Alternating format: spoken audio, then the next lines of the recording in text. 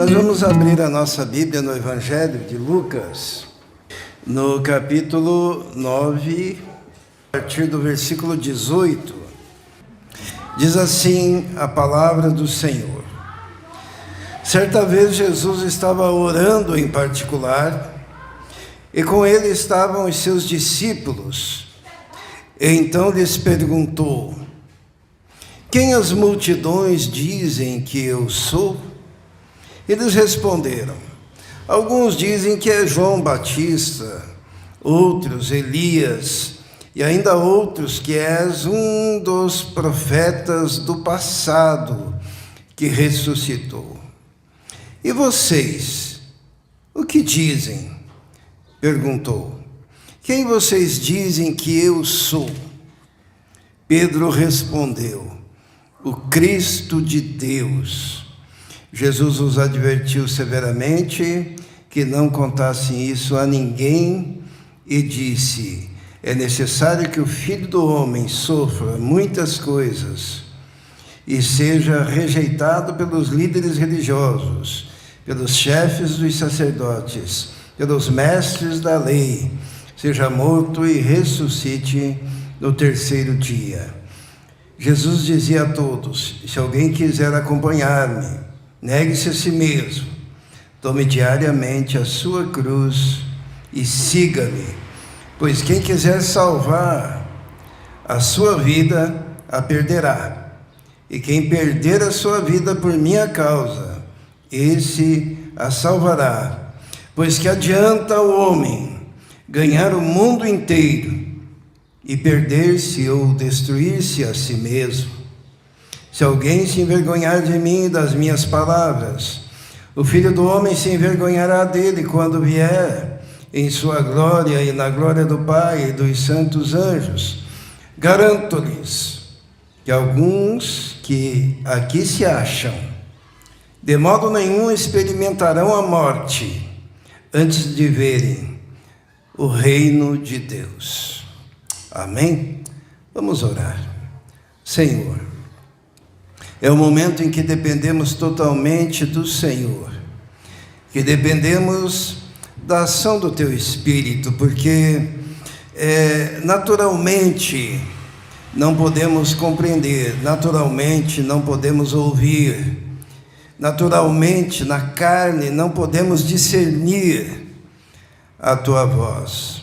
Mas se o Teu Espírito Santo nos tocar e iluminar, poderemos entender a palavra do Senhor para nós nesta tarde. Pedimos então a Tua bênção, em nome de Jesus. Amém.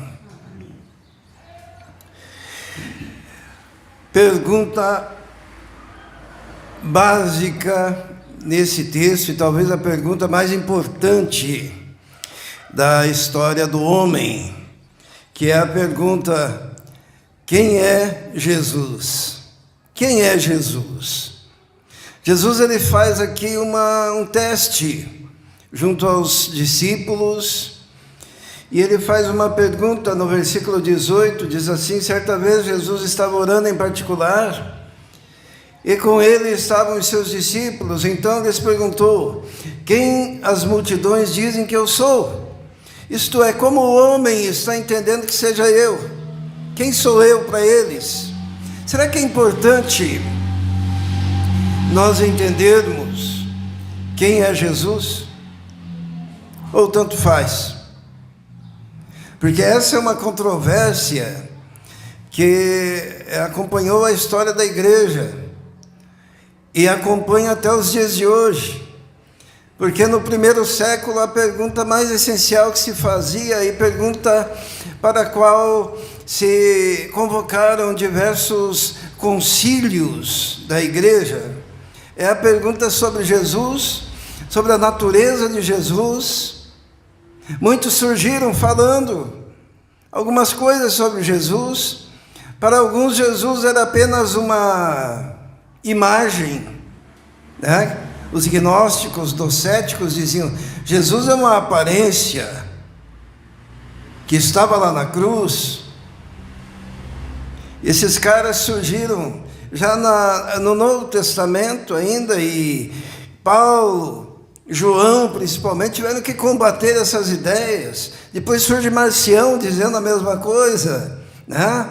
Falando que havia um Deus que era mau e um outro Deus que era bom, e o Deus bom mandou Jesus e o Deus mau matou Jesus. Vocês estão entendendo a loucura de não se discernir quem é Jesus? Surgiram os arianos. Os arianos diziam que Deus havia criado Jesus e que Jesus era o primeiro ser da criação de Deus, o primeiro criado, não entendendo que Deus e Jesus é Deus. Não entendiam as três pessoas da Trindade, Pai, Filho e Espírito Santo. Hoje em dia nós encontramos a mesma coisa. Temos os gnósticos cristãos, não entendem quem é Jesus. Temos os arianos, hoje em dia. Quem são os arianos? Os irmãos sabem? Os testemunhos de Jeová, né, que não acreditam que Jesus é Deus. O entendimento de quem é Jesus. E Jesus, ainda antes da sua morte, antes da sua ressurreição, ele chega para os apóstolos e diz assim: quem as multidões dizem que eu sou? O que eles estão pensando? Porque na dependência do que você pensa a respeito de Jesus, está se você vai crer em Jesus como Salvador, como unigênito do Pai, como puro Cordeiro imaculado, enviado pelo Senhor para morrer pelos nossos pecados. Se você tiver uma visão distorcida de Jesus, você não consegue encontrar a mensagem da graça, você não consegue encontrar a mensagem da cruz. Você não consegue entender que somente o Filho imaculado de Deus, sem pecado, é que poderia oferecer o sacrifício perfeito para a nossa redenção. Você pega grupos como os espíritas, por exemplo, que acreditam que Jesus é apenas o padrão maior de um espírito iluminado, e serve-nos de referência para que nós possamos chegar à qualidade que Ele tem através das boas obras e das sucessivas reencarnações. As pessoas não entendem ainda hoje quem é Jesus. E você vai participar de grupos que estão reunidos aqui em volta, grupos que imaginam que Jesus é um cara que recebeu a natureza de Satanás na cruz, como querem os teólogos da prosperidade, da confissão positiva, não entendendo assim quem é Jesus. Por isso que Jesus, ele se preocupa com isso já na sua época e pergunta no versículo 18, no finalzinho: quem as multidões dizem que eu sou? E os discípulos responderam. Alguns dizem, ninguém entendia nada, né? Alguns dizem que é João Batista, alguns dizem que é um dos profetas que ressuscitou, alguns dizem que é Elias, e na verdade ninguém estava sabendo absolutamente nada de quem era Jesus. Mas daí Jesus vai mais direto ao ponto e pergunta diretamente aos seus discípulos. No versículo 20, ele diz: e vocês? Perguntou: quem vocês dizem que eu sou? Jesus andava com eles, Jesus fazia milagres ao lado deles, Jesus pregava para os discípulos, Jesus ensinava.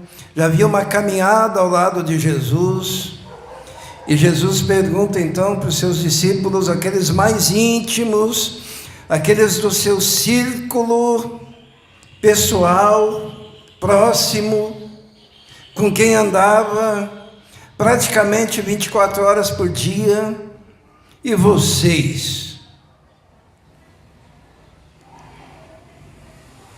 Quem vocês dizem que eu sou?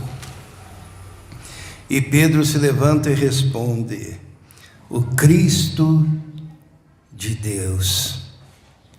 Nos outros evangelhos sinóticos, a gente descobre que Pedro recebe um elogio, né? Quando ele diz assim: tu és o Cristo, o Filho do Deus vivo. Né? O Cristo seria o ungido, aquele que é enviado, o cumprimento das promessas do Antigo Testamento. Tu és o Cristo, o Filho do Deus vivo. E Jesus olha para Pedro e diz assim: muito bem, Simão Bar-Jonas, não foi a carne e o sangue que te revelou isso, mas o meu Pai que está nos céus. É importante nós sabermos quem é Jesus. E cada um de nós aqui agora, Jesus, ele pode estar perguntando para você: e você? Quem você diz que eu sou? Será que você sabe quem é Jesus? Ao longo da história se falou muito, né, de quem seria Jesus. Nós vamos ouvir uma canção agora, que é uma canção que fala sobre isso, nesse momento. E então, nós continuaremos a nossa reflexão.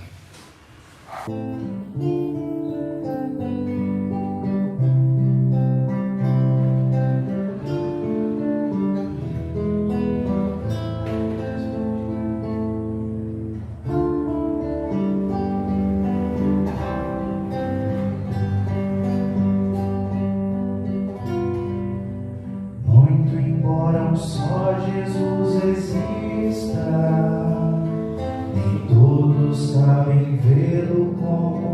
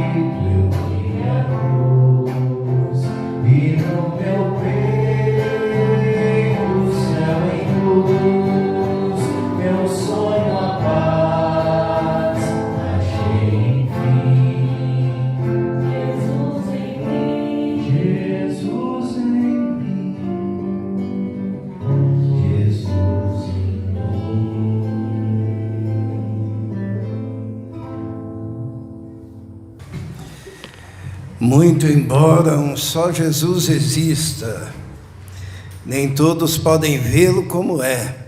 Filósofo, poeta, comunista, ou mesmo um hippie, já se disse até. Mas Jesus é bem mais importante.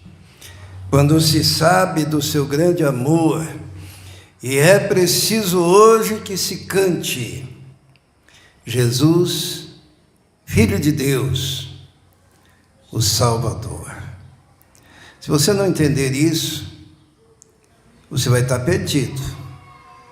Falando de Jesus, com a boca cheia de Jesus, mas sem saber verdadeiramente quem é Jesus.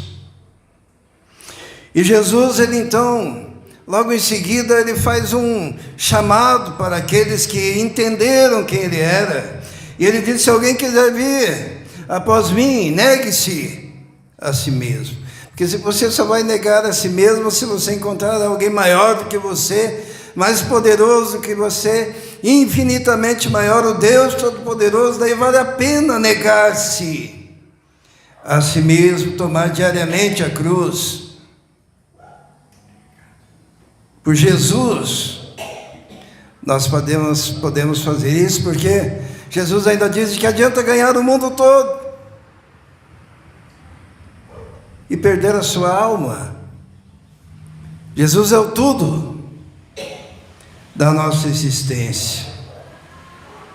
Todos com a Bíblia aí em Lucas 9, vamos ler então o versículo 27, que é o momento em que Jesus resolve dar um bônus da percepção de quem ele era. No versículo 27, ele diz: garanto-lhes que alguns que aqui se acham, de modo nenhum experimentarão a morte antes de verem o reino de Deus. Promessa.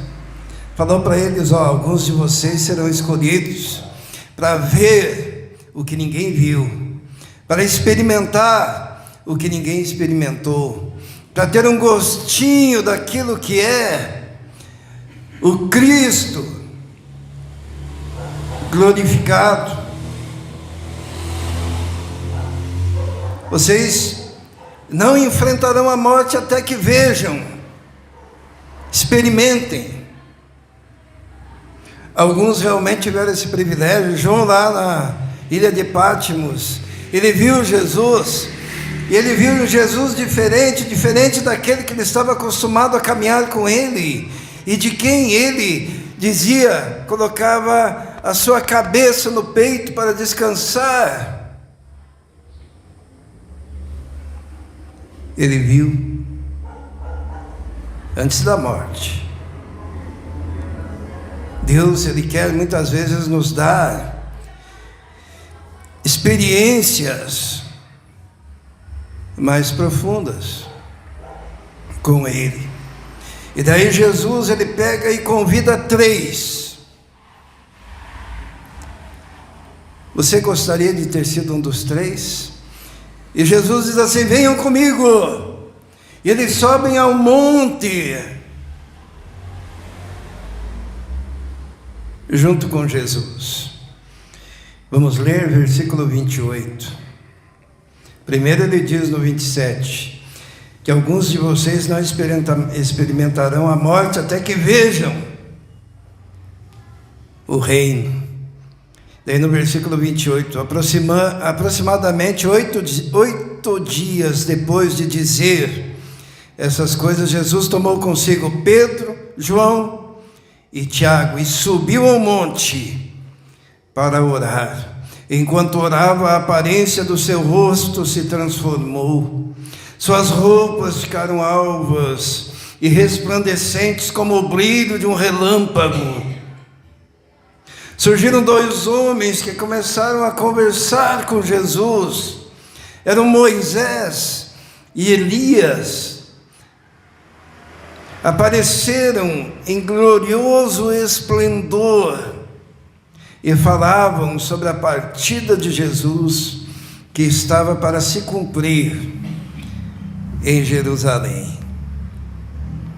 Foram chamados para o monte, para a intimidade do Senhor, e lá naquele lugar vem Moisés, vem Elias, resplandecentes, e Jesus ali é glorificado diante deles. E Jesus, a sua aparência era como de um relâmpago, brilhava. Maravilhoso, né? Ter essa experiência. Só tem um problema. Embora Jesus quisesse se mostrar na sua glória, havia alguns impedimentos para que aqueles pudessem usufruir disso. Hoje eu quero falar de alguns impedimentos que fazem com que a gente não usufrua de aspectos muito mais profundos e tremendos da comunhão com Jesus. E o primeiro deles, tudo aquilo acontecendo no monte, Jesus com vestes resplandecentes, o seu rosto brilhando, Moisés e Elias ali, mas algo impedia. Está no versículo 32, vamos ler? Pedro e seus companheiros estavam dominados pelo sono. Existe um aspecto do sono, irmãos, que é espiritual, tá? Todos aqui conhecem, lembram do Edmundo, né? Tem gente que lembra, Edmundo dava aquele testemunho, que ele ficou anos e anos, mais de 10 anos na igreja. Cada vez que o pastor subia no púlpito para pregar, o que ele fazia? Imediatamente batia um sono e ele dormia. Existe um sono espiritual, existe um sono da alma, existe um sono daquele cujo espírito não está ligado ao Espírito de Deus, porque é interessante que quando algo nos interessa muito profundamente, nós ficamos acesos, e nós queremos até entregar a vida, e nós queremos renunciar a nós mesmos, e nós estamos dispostos. A gente entende isso quando está namorando, né? Quando alguém está namorando, fica quantas horas no telefone? Antigamente, hoje é no WhatsApp, né? Sei lá como é que é hoje em dia. Quanto? E cansa, e dá sono. Por quê? Porque é uma paixão. E se você não está apaixonado por Jesus, tudo que se refere a Jesus, a palavra de Jesus, a leitura da Bíblia, o testemunho de Jesus, vai dar sono na tua alma.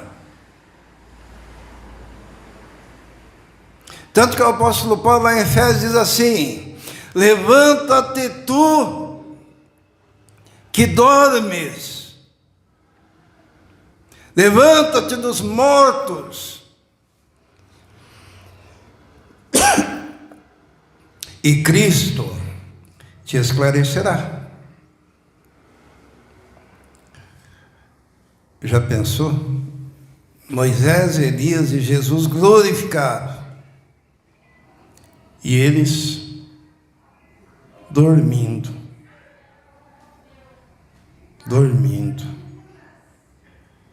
Diversas vezes, quando Jesus chamou os apóstolos para orar com ele, até um pouquinho antes do seu martírio,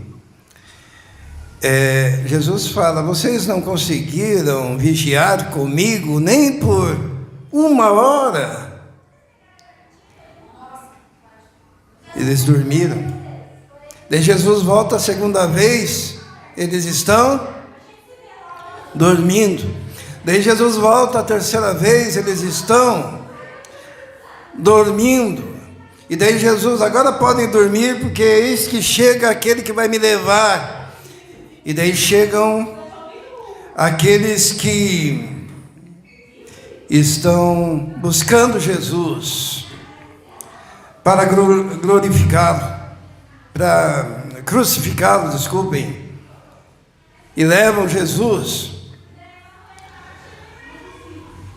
para seu sofrimento na cruz. Nós vamos ficar em silêncio um pouco, ver se a gente consegue falar, que o barulho está demais, né?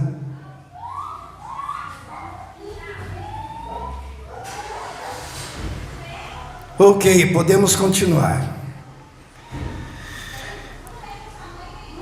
Levanta-te, tu que dormes, e Cristo te esclarecerá. Nós não usufruímos das coisas maiores do Senhor, porque estamos dormindo. Tem gente dormindo nos seus pecados, tem gente dormindo na sua idolatria, tem gente dormindo na sua indiferença. Mas diz a palavra de Deus que tem um segundo problema aqui. Vamos ler, versículo 32. Pedro e seus companheiros estavam dominados pelo sono. Acordando subitamente, viram a glória de Jesus, e 2 homens estavam com ele. Quando estes iam se retirando, Pedro disse: Mestre, bom é estarmos aqui. Façamos 3 tendas, uma para ti, uma para Moisés, uma para Elias.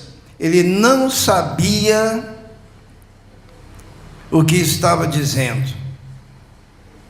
A segunda coisa que impede de você ver coisas maiores no relacionamento com Jesus é a falta de entendimento. Diz aqui, ele não sabia o que estava dizendo. Estava diante de Jesus, brilhando, glorificado. 2 homens, Moisés e Elias. E ele diz: bom estarmos aqui, vamos fazer 3 tendas. Uma para ti, uma para Moisés, uma para Elias. Bom é estarmos aqui. Não sabia o que falava. E tem gente que não consegue relacionamento com Deus, porque é ignorante, porque não sabe o que fala, porque não entendeu nada ainda. Pedro não tinha entendido nada. Os apóstolos que estavam ali não tinham entendido nada. E o ápice daquela ignorância, qual que era? Façamos 3 tendas. Uma para Moisés, uma para Elias e uma para Jesus, promovendo ali uma equivalência. Não entendeu que Moisés representava a lei, Elias representava os profetas, e que Jesus glorificado era maior do que a lei e os profetas. Estava entendendo? É tudo igual. Há uma tenda para Elias, uma tenda para Moisés e uma tenda para Jesus, como se fossem todos iguais, quando na verdade, quando Jesus é glorificado naquele momento, era o testemunho de que Jesus era maior do que a lei, de que Jesus era maior do que os profetas, de que Jesus era o cumprimento da lei, de que Jesus era o cumprimento das profecias. Não consegue ter um relacionamento com Deus porque não consegue entender. Coloca todo mundo no mesmo barco, coloca todo mundo no mesmo patamar, vê ali uma equivalência, quando não há equivalência.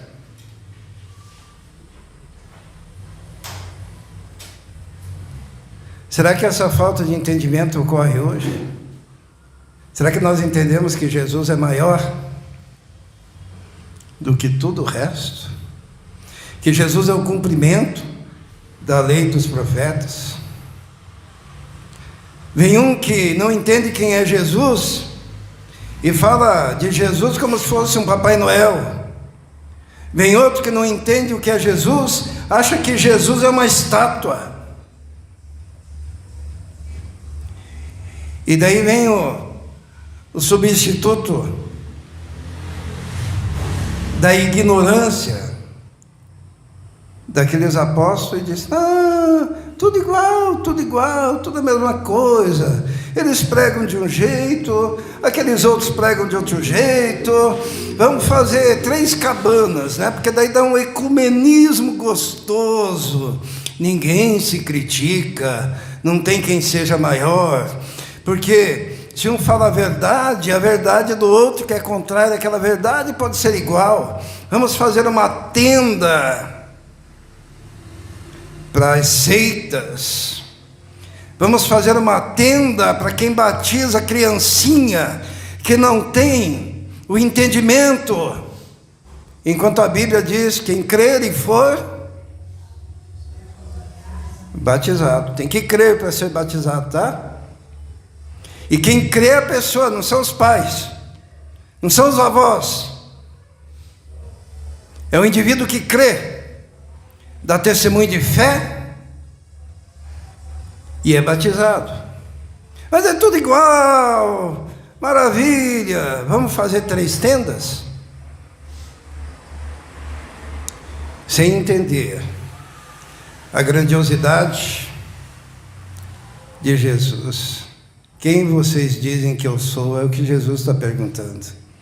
Vocês acham que eu sou qualquer coisa? Vocês acham que eu sou igual a Moisés? Vocês acham que eu sou igual a Elias? Jesus foi glorificado diante dos apóstolos para dizer: eu sou superior, porque Jesus é Deus. Jesus é Deus conosco e que morreu pelos nossos pecados. Terceira coisa que acontece, que impede a gente de ter comunhão com Deus, aquela comunhão tremenda, está no versículo 34. Enquanto ele estava falando, uma nuvem apareceu, os envolveu, e eles ficaram com medo ao entrarem na nuvem. Eles ficaram com medo. Muitas vezes nós somos impedidos de um relacionamento maior com Deus, porque nós ficamos com medo. A gente tem medo que o Senhor nos tome, né? Que o Espírito do Senhor nos tome, que a ação do Senhor haja de tal forma em nós, que nós possamos ser rejeitados na sociedade. A nuvem de glória quer nos envolver e nós dizemos: opa, Senhor, eu quero o controle, fique longe. Manifestou-se ali a nuvem, Shekinah de Deus, e o pavor se estabeleceu no coração deles. E dessa nuvem, vamos ver o versículo 35, dela saiu uma voz que dizia: este é o meu filho, a ele ouvi. Este é o meu escolhido, ouçam-no. A segunda coisa que nos impede de ter um relacionamento mais profundo com o Senhor é a incapacidade de ouvir a voz de Deus. A gente olha um pastor aqui careca na frente e é só um homem falando, né? E realmente é um homem falando, mas falando a palavra de Deus em nome do Senhor, e essa palavra se converte em palavra de Deus aos ouvidos de quem tem ouvidos para ouvir, aos olhos de quem tem olhos para ver, para aqueles que se importam, para aqueles que já entenderam que religião não salva, mas relacionamento com Jesus salva. Mas tem que ser com o Jesus que se revelou, o Jesus que é maior do que a lei, O Jesus que é maior do que os profetas, porque Jesus é o cumprimento da lei e dos profetas. Teve um cara que falou isso de forma muito tremenda no livro de Atos, sabe quem foi? Foi o Estevão. Estevão, ele começou a dizer assim, olha, Jesus é o cumprimento da lei dos profetas. Ele vai contar toda a história do Velho Testamento, ele entra no Novo Testamento, e ele vai falando até chegar em Jesus, dizendo, olha, é deste que aqueles falaram. E daí o povo tapou os ouvidos e começou a urrar e dizer que não quero ouvir, não quero ouvir. E cataram, arrastaram ele da sinagoga, seus próprios amigos, porque era da sinagoga dele,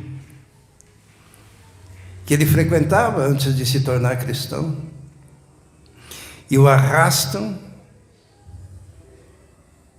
e o apedrejam, porque ele está dizendo, Jesus é o cumprimento da lei dos profetas. E algo que nós precisamos entender, Jesus é o ápice da revelação.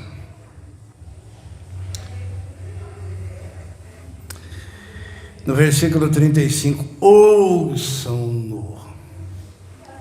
Isso impede o indivíduo de ter um relacionamento mais profundo com Deus. Mas mesmo assim, lembra o que Pedro pediu? Pedro, ele tinha falado o quê? Senhor, bom é estarmos aqui. É gostoso, né, estar em comunhão com Jesus, com Moisés e com Elias, em cima do monte, com a nuvem de glória, com os milagres. Bom é estarmos aqui. Só que essa palavra é uma palavra egoística, porque faltava entender o que estava acontecendo lá embaixo do monte. O que estava acontecendo lá embaixo do monte? Lá embaixo do monte tinha um pai desesperado, porque o seu filho estava endemoniado, tendo convulsões e ataques, sendo jogado na água e no fogo. E os discípulos que ficaram lá embaixo não estavam conseguindo resolver o problema. E aquele pai estava desesperado, aquele menino estava a ponto de ser morto, e havia uma discussão com os religiosos, e Jesus pega então aqueles que estavam com ele lá no alto do monte, desce do monte, chega lá embaixo, dá uma bronca nos apóstolos, vocês não conseguiram expulsar esse demônio? Homens de pouca fé! Até quando eu estarei com vocês? E Jesus repreende o demônio, cura o menino, devolve ao seu pai que estava desesperado.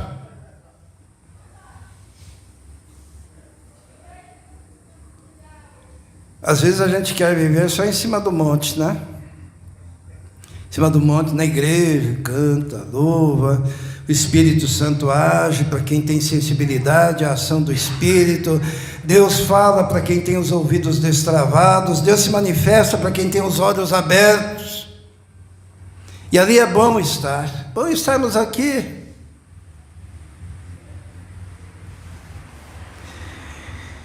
E a gente se esquece que saindo daqui, tem meninos morrendo, tem pessoas endemoniadas, tem pais desesperados, tem famílias destruídas, que nós podemos chegar neles, em nome de Jesus, levando a presença de Jesus para a solução dessas coisas. Porque hoje em dia Jesus está onde?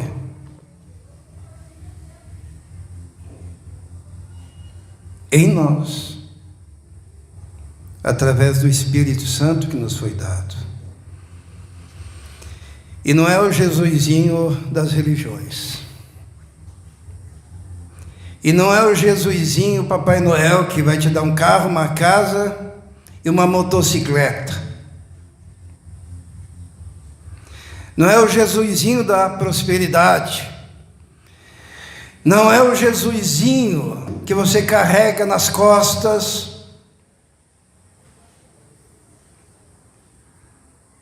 que você precisa colocar um calço para que ele não caia da mesa.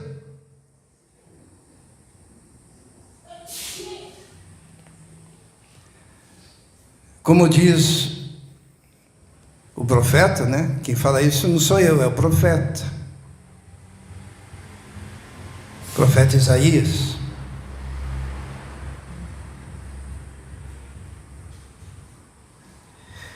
Que vai conosco é o Jesus, Filho do Deus vivo, Deus Emanuel, Filho de Deus poderoso, ressurreto, glorificado, e que voltará. Jesus, um dia ele olha para os discípulos e diz assim: olha, eu não vos deixarei órfãos, mas eu subirei ao Pai, e lhe darei outro Consolador semelhante a mim, para que esteja convosco. E no dia de Pentecostes, 120 reunidos no mesmo lugar, um vento impetuoso encheu aquele cenáculo, e foram vistas línguas de fogo espalhadas, e o poder de Deus, na vinda do Espírito Santo, se estabelece. E agora aquele que esteve no monte com Jesus, que falou besteira porque não estava entendendo nada, sobe na plataforma e prega com ousadia o primeiro sermão da igreja. 3.000 almas são agregadas ao povo de Deus. Deus quer se revelar a nós. Deus quer se mostrar glorificado, principalmente na nova aliança. Mas as barreiras precisam cair. O sono precisa acabar. O entendimento precisa abrir. Os ouvidos destapados à voz do Pai. Este é o meu filho amado, a ele ouvi. E um profundo senso da missão, do saber, de que tem meninos, meninas, famílias, mulheres, homens, que precisam da ação do povo de Deus, para o resgate das suas almas. Amém? Vamos fechar os nossos olhos.